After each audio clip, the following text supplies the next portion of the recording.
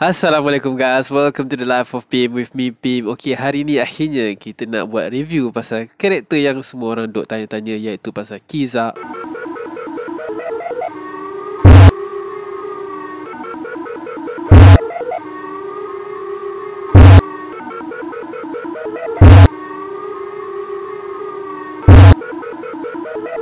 Okay, jangan labar, relax ke tepi sikit, duduk tepi sikit. Kita bagi ruang ke tepi tu. Okay bro, chapter baru dah keluar. Kau tunggu apa lagi? Search now. Cari yang fan translation je, official boleh keluar lagi hari Senin. Okay, dah jumpa. Bawa ke tepi. Ke tepi. Situ. Okay, goncang sikit, goncang. Lagi tepi lagi. Goncang. Okay, cantik. Okay, good job bro. Sting aku. Yahoo. Okay. Chapter baru 990 Alone Force. Okay, seperti apa kita expect, cover story pasal Baju Family again. Dan kita nampak setelah Lola dan Chiffon akhirnya menerima part-part orang itu. Pound Family reunion. Okay, whatever. Next page. Back to Onigashima. Kyoshiro. Kita nampak kelibat Sasaki situ salah satu daripada Tobiropo. Saya melepaskan diri selepas diikat, ditangkap oleh Kyoshiro sebelum ni. Efek daripada serangan Big Mom sebelum ni sampai keluar tu efek dia. Ui. Nampaknya Sasaki dia masih blur. Dia tak tahu apa yang dah berlaku kat dalam, di mana perang dah pun start. Dan dia agak kecewa dengan Kyoshiro lah. Kat situ dia cakap Kyoshiro best friend dia, tapi buat dia macam tu. And now anak buah dia akan beritahu dia lah apa sebenarnya dah berlaku kat dalam. Now kat atas Onigashima itu dia Kaido. Guys, Kaido dia tengah mati. Anak-anak buah dia tengah berlawan dengan The Minx yang dah berubah jadi sulung. Wow, elektrik sana sini, melompat sana sini. Gila ni. Kita nampak macam orang guna kuasa yang kita nampak Carrot selalu guna tu kan. Dah lupa dah kuasa ni yang diorang tunjuk ke Zou sebelum tu. Yes, kuasa elektrik tu. Masih tak tahu mana-mana. Itu dia.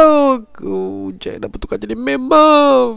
Tercampak semua Ming saya kita boleh nampak. Ada yang ke sana sini. Dan juga Kinemon kat situ. Muka dia kenapa stres gila. Akazayanan juga ada kat situ. Nampaknya yes, diorang tak masuk campur sebab Ming sebelum ni dah cakap jangan masuk campur. Sebab dia macam fight of dendam lah apa yang berlaku dekat Zou sebelum ni kan. Tu dia. Nampak akhirnya Kinemon nak pegang pedang dan nak masuk campur. Apa siluet Ino dan Nico. Hanya siluet. Ya Allah, Oda kenapa tak tunjuk je rupa betul dia. Nampak je orang masih nak halang Kinemon daripada masuk campur Ino dan Nico. Adakah diorang baru nak berubah ataupun memang dah berubah? Ya Allah, seman. Tapi masih siluet. Oda bila nak tunjuk rupa betul diorang. Oda nampaknya ke situ Jack muka dia macam dah bimbang kot ke. Dah back semula kita dekat dalam dorm dekat stage. Dan kita nampak perbualan King dengan Queen kat situ. Queen agak terkejut Hyogoro dengan samurai daripada Odon semua ada kat situ. Di mana Luffy tengah ketuai diorang sekarang Tapi King macam alah, kalau benda daripada kau ni memang biasa lah. Ada je buat salah nak marah pun tak ada guna. Siap sangat perangai tu. Tapi Queen nampaknya masih risau lah. Tak apalah kat penjara dia. Tu dia King dah mula contact si Tobiropo, The Flying Six akhirnya. Kat situ kita nampak Drake, salah seorang daripada Flying Six. Dan juga ada Hawking kat situ Hawking tengah menilik kat sini. So nampak gayanya Drake ada cakap adakah nak ambil peluang dengan chaos yang berlaku sekarang untuk kianat ke something. And Hawking cakap pasal 1%. Apa 1% ni? And dia bertanya. And Hawking menjawab ada seseorang hanya akan hidup sampai pagi je, esoknya matilah. Siapa Hawking cakap ni? Luffy? Zoro? Law? Kaido? Kinemon? Entahlah, mungkin pasal Drake sendirilah kot. Tanya ni. Lalu Drake pun mengangkat call. Dan kita dengar King masih bercakap dia kecewa dengan situasi yang berlaku sekarang ni. Out of control. 5,000 orang berjaya masuk menceroboh tempat diorang, parti diorang. Kiranya fail lah bahagian security itu. Yang kita nampak situ rupa Sasaki, Hosu dan juga balik Maria. Yang kita tertanya mana lah awet ni. Sebab sebelum ni dia tak cari pun si Yamato, yang lain je cari kan. Dan masa sama King juga cakap dah tak payah cari lah, fokus dekat fight sekarang ni. Sebab yalah kalau diorang cari dan jumpa Master Yamato pun dah tak ada lah apa pertarungan yang untuk cabar All Star tu. Lebih kena fokus kat situasi yang berlaku sekarang ni lah. Kita nampak juga kelibat dua numbers tu daripada atas King tengah mati atas. And back to Alti kat situ dia macam no way, are you kidding me? Punya ada niat nak mencabar All Star tu. And dia pun Oh Pepe itu je lah kerja dia. Malas tu aku nak cover. And King pun ada cakap Kaido ada kat atas. Semua enemy sekarang ni lah, Luffy and the gang semua akan cuba naik atas tu pasal campur. So everyone, each of you are to do whatever it takes to stop them. Okay, jangan bagi diorang naik atas lah. Basically semua orang Tobiropo buat kerja diorang. Now kita kat page seterusnya. Nampaknya Who's Who dia ada panggil Drake, suruh ikut dia untuk pergi somewhere ni. Drake pun tanya nak ke mana. And tu dia, Who's Who bagi tahu niat utama dia lah untuk membunuh Queen. Dia dendam dengan Queen ke ni? Drake cakap dia tak nak masuk campur. And again kita boleh nampak muka Hawking kat situ. Mungkin dia nak tilik Drake pula kali ni. So mungkin tadi dia tilik orang lain, tapi gayanya macam dia fokus kat Drake lah. Macam dia tahu apa yang berlaku ni. Now back ke pentas utama dekat lift floor. Kita nampak Numbers masih tengah mengamuk, tengah lawan dengan Straw Hat, tapi dia halang oleh samurai yang cuba memberi laluan kepada Straw Hat. Yalah, dia tak nak Straw Hat buat kerja lah, dia orang nak tolong. Nampaknya diorang clash juga dengan geng-geng ninja kat situ.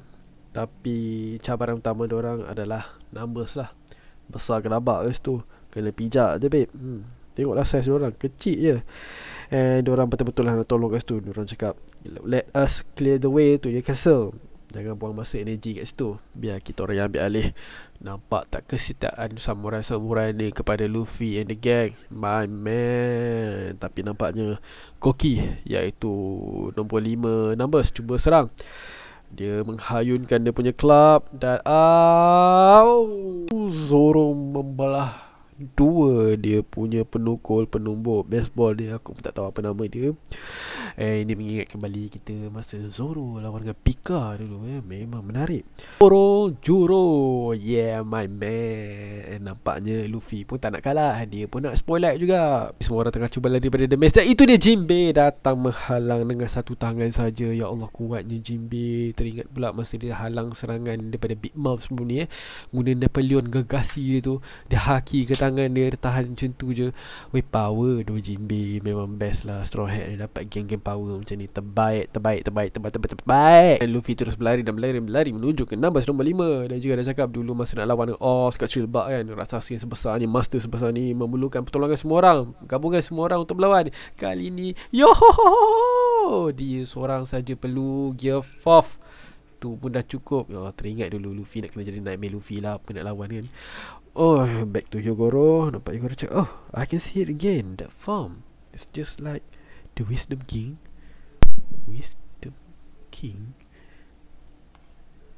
Tak mengapa. Nampaknya ada dua Numbers datang nak cuba serang Luffy. And Luffy pun Gomu no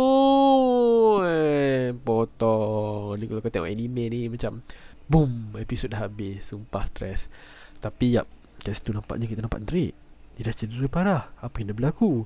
Rupanya dia dah kantor dengan Queen dan juga Who's Who dan juga Tobiropi lain. Nampak juga kelibat Hawking kat situ.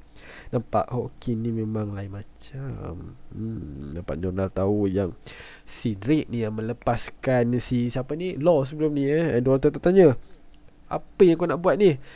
Dan sebenarnya bukanlah orang yang Who's Who nak bunuh tu Queen, tapi Queen yang sebenarnya nak bunuh dia. Akhirnya nampaknya Drake mula tertekan, stres. Apa dia nak buat? Dia tak kisah, bunuhlah aku, tapi aku takkan cakap apa-apa. Tapi aku dapat rasakan waktu ni diorang masih tak tahu dia marine. Cuma diorang tak tanya. Diorang fikir dia masih dekat side Luffy or something. Meletup, boom. That bastard, go after Drake, his enemy. Drake berjaya melarikan diri. Itu dia melompat keluar hybrid mode. Kita boleh nampak kat situ dia aim terus pergi dekat salah satu Numbers Juki. Apa nak berlaku ni? Apa berlaku? And tu dia, dua Numbers gegasi dijatuhkan oleh Luffy dan juga Drake. Luffy menggunakan Kongan dan juga Drake menggunakan Caliber. Wow. Semua orang terkaku, semua orang tertanya apa yang berlaku. Drake mula menghalakan perhatian dia kepada Luffy. Dia teringat kata-kata Kobe, Luffy is absolutely incredible.